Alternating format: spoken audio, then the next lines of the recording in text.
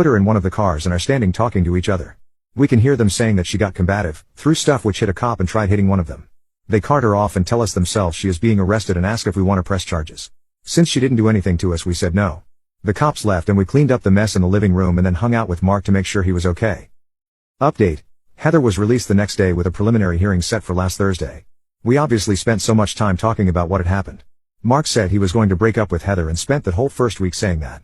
Then last week he said he isn't going to break up with her. I told him that's his choice, albeit a stupid one, but she is not allowed back at the house at all, and he said he understood. 2 days before the preliminary hearing, Cindy and Mark are subpoenaed to court. Sadly, I wasn't, so this part is secondhand from Cindy. Cindy told me that because it's a felony, the judge is passing the case on to district court for magistrate.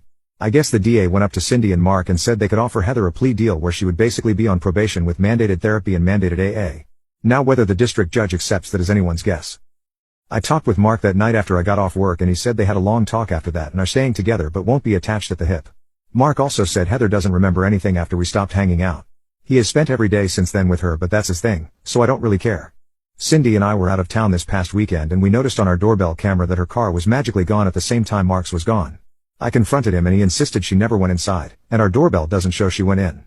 Cindy and I talked and we're ready to kick him out too. We had another talk last night and he is moving out because they are finding a place together.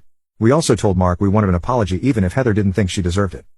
Heather has been telling Mark that she was trying to leave and go to her brother's. She walked outside the one time and came back in with nobody trying to stop her.